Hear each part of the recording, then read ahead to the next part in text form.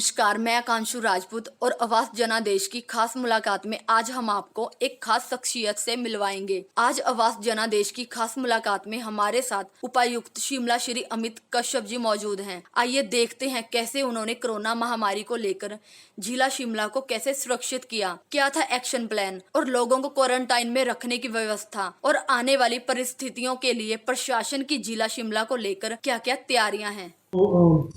शिमला ज़िला की मैं बात अगर करूं, जैसे कोविड-19 वायरस का जब प्रकोप पूरे विश्व में फैलना शुरू हुआ था और पूरे हमारे देश में फैलना शुरू हो गया था, तो शिमला ज़िला भी जो है इससे अछूता नहीं रह पाया। इसी के मद्देनज़र मैंने जो पहली मीटिंग अपनी तैयारियों की समीक्षा के लिए 3 फरवरी को की थी और उस समय जो है हमने इसमें आईसी मटेरियल जो हमारा क्या होना चाहिए कि लोगों को बताया जाए इस बीमारी के बारे में, इसके लक्षण क्या हैं और अगर आपको ये बीमारी हो जाती है, संक्रमण आपको हो जाता है तो किस प्रकार से इसका इलाज होगा।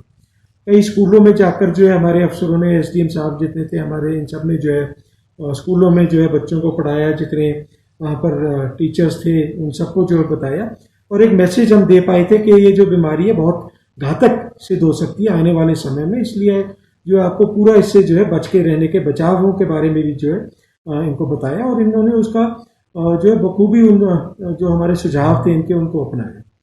जैसे समय बीतता गया और इसका प्रकोप और बढ़ता गया और हमारे प्रदेश में भी जो है इसके केसेस आने शुरू हो गए थे, तो हमारा जो एक्शन प्लान था वो कई फ्रंट्स पे था और उसमें मुख्यतः ये था कि प्रशासनिक तौर पे क्या हमें करना है और स्वास्थ्य की और हेल्थ या मेडिकल की जो एस्पेक्ट है उसके मद्देनजर हमने क्या करना है।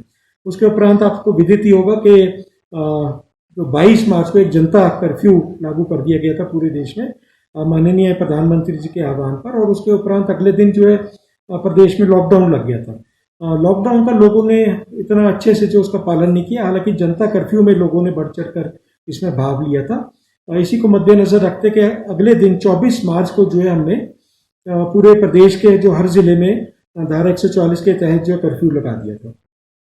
जैसे ही कर्फ्यू लगा था और लोगों से यही आह्वान किया गया था कि आप अपने घरों में बने रहिए, बाहर ना निकलिए, लोगों ने जो बढ़ चढ़कर इसमें हमारा साथ दिया, घरों में सब लोग बने रहे और इसी वजह से जो है, क्योंकि लोगों ने इसकी अनुपालना बहुत अच्छे से की थी, जो इसका प्रकोप था और जो संक्रमण था इस जिले में नहीं फैल पाया। कुछ हमने जो है एनफोर्समेंट भी जो है काफ़ी अच्छे से की थी, जितने भी हमारे जो लॉज थे, रूल्स थे, उन सबको अच्छे से कड़ाई से उनको जो हमने लागू किया था और लोगों ने बढ़ चढ़कर इसमें साथ दिया।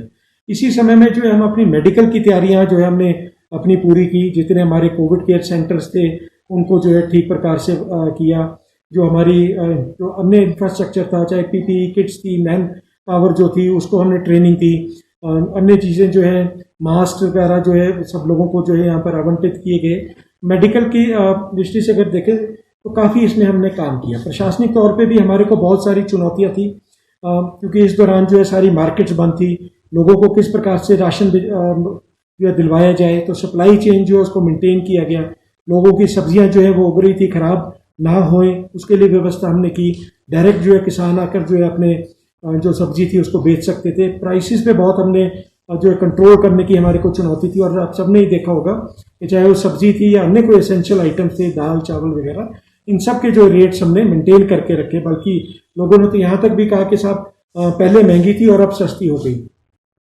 जैसे जैसे और समय बीता तो इसके केसेस जो है आपने देखा होगा पूरे जो स्टेट में बढ़ने शुरू हो गए थे और उससे शिमला भी अछूता नहीं रह पाया, क्योंकि लोग जो है मुंबई में हमारे जो फंसे हुए थे उनको भी वापस लाना हमारा दायित्व था, प्रदेश सरकार का दायित्व था।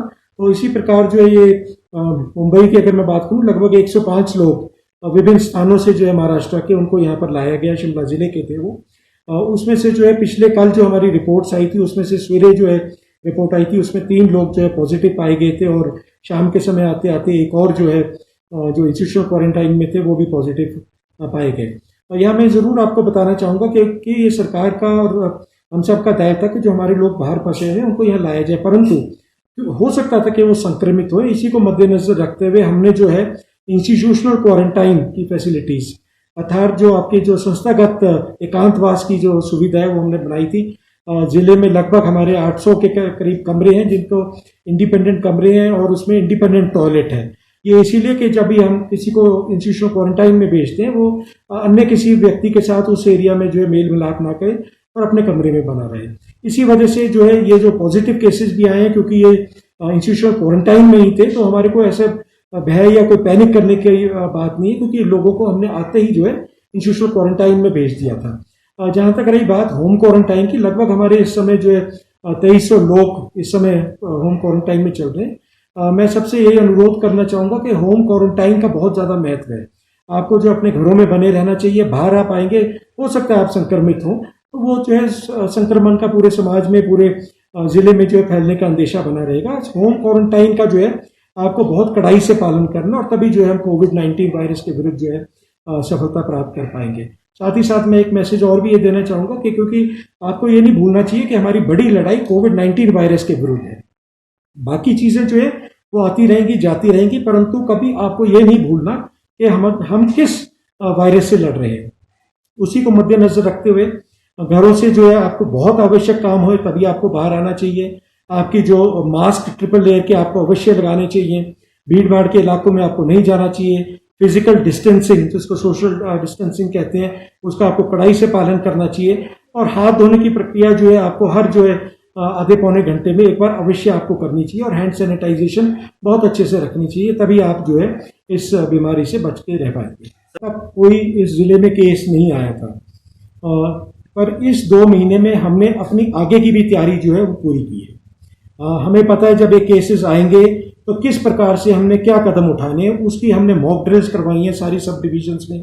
कहीं कोई केस आ जाता है, किस प्रकार से उस केस को हैंडल करना है, इवैक्यूएट करना है, कहाँ पे लेके आना है, जो हमारी फैसिलिटीज़ थी वो सब हमने तैयार की हैं इस 2 महीने की अवधि में। और अब जैसे केसेस आ भी रहे हैं, आपने देखा जैसे कल 3 केस आए, हमारा सारा प्रोटोकॉल जो है लेट डाउन था। कुछ ही समय में जो है वहाँ पर डिस्ट्रिक्ट सर्विलेंस ऑफिसर दिया में पहुँच चुके थे, एम्बुलेंस वहाँ पहुँच चुकी थी, एसडीएम ठियोग वहाँ पर पहुँच चुके थे। ये इनको बहुत बार मैंने जो है प्रैक्टिस करवाया, जितने हमारे एसडीएम्स हैं, बीएमओस हैं, इन सबकी जो है ट्रेनिंग हुई है इस 2 महीने के दौरान। और कुछ ही समय में जो है उनको वहाँ से दिया से इवैक्यूएट करके एम्बुलेंस के राही जो है इनको मशोबरा पहुँचा दिया गया था, जहाँ ये हमारा जो कोविड केयर सेंटर है उसमें रखा गया है। इसीलिए मैं आपको कह रहा हूँ इस 2 महीने में आप ये ना सोचिए कि सिर्फ हम जो है प्रशासनिक जो एक्टिविटीज़ है यहाँ पर कर रहे थे, जो हमारा मेडिकल तंत्र है उसको भी हम काफ़ी जो है मजबूत कर रहे थे, और उसी की वजह से मुझे लगता है कि इस चुनौती को भी जो है हम जो है पूरा कर पाए।